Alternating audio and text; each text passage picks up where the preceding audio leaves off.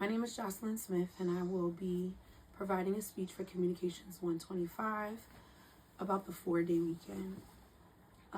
For verification purposes, my audience consists of my daughter Anona, Here. Neilani, Here. my son Jamari, Here. my husband Fee, Here. and my infant daughter who cannot speak for herself. But Samantha is here. You may hear her throughout the video. Okay, so when I say the words productivity and health, how do you think that they relate to each other? Would you think that maybe they have nothing to do with each other, or what do you feel that they provide within your life by definition? What do you think that they mean when it comes to your future, especially within your job opportunities? For over a century, the 5-day work week, or 40-hour work week, as we may know it and define it, has been an unchallenged standard. However, what if I told you the commitment to sitting at a desk for 40 hours a week, 5 days, is not a sign of diligence, but in fact, it's a part of a standard within the industrial past. I think at this point in time, it's time for us to develop a revolutionary model that promises to solve modern crisis of burnout and insufficiency through a 4-day week, a 4-day work week, to be specific. Imagine being the average parent working 8 hours, picking up the kids, cooking dinner, attending regular activities like football, cheer, things of that nature, and keeping a clean house, taking care of pets in between. That in itself, it all, aside from your 8-hour job on a regular basis, is a full-time job in itself. These tasks definitely consume more than 24 hours within a day, which honestly does not make the 4-day work week sound like a bad idea, because not even 7 days can hold all of that time scale in one.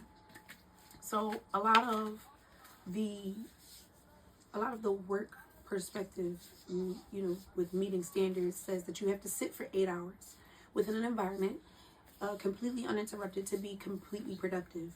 But what if I told you this new global model that has been developed of 100-80-100, which is 100% pay for 80% of the time while maintaining a 100% output, results, you see quite a bit of increased productivity. How would that sound to you guys?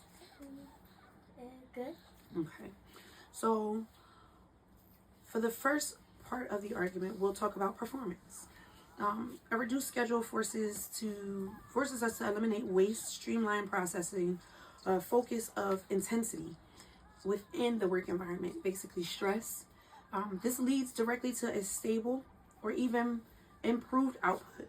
For instance, in a 2019 pilot program developed by the World Economic Forum, reports that Microsoft Japan recorded a 40% productivity gain in the 2019 pilot that closed offices on Friday and halved meeting times.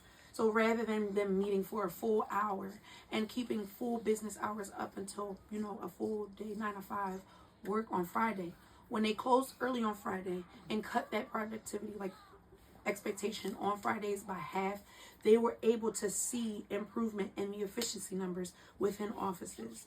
And the results from these trials around the world improved work in general, like work perspectives.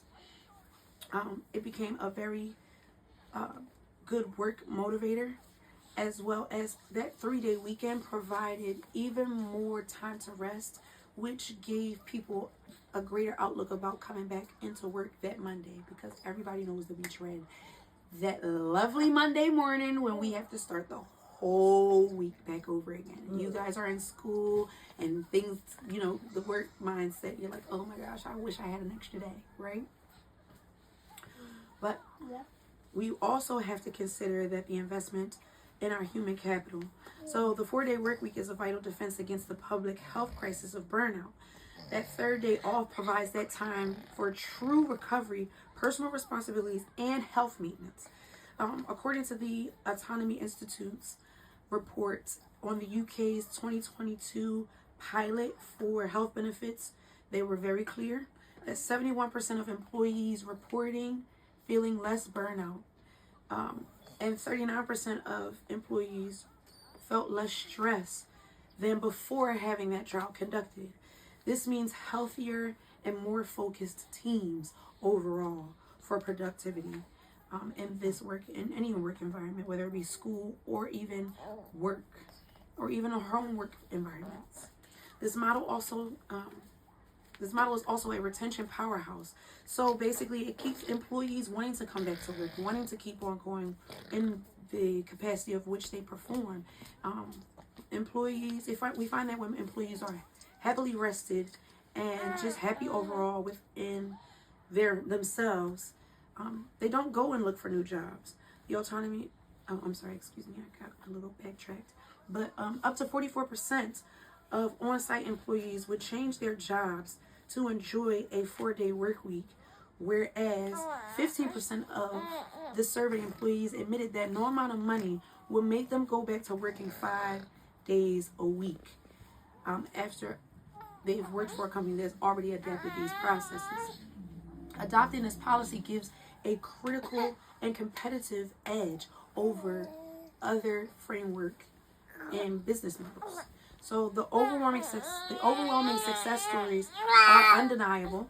Following the UK trial involving 61 companies that Maryland DLS report confirmed that 92% of participating companies kept the policy in place because of higher retention rates.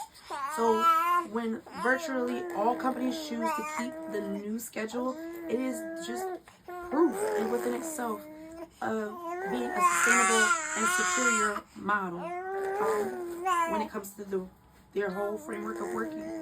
The 5-day work week is an attributary convention that not very well fits into the new law of physics. We have data that successful case studies that I've already stated within my argument and the technology to make this shift today.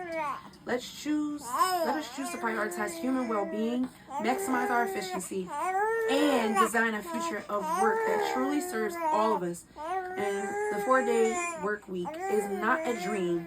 It's just a smart business decision from this point on. And hopefully all this information I presented to you guys not only presents itself for the 4-day work week as far as when you become working adults, but as students as we know it today.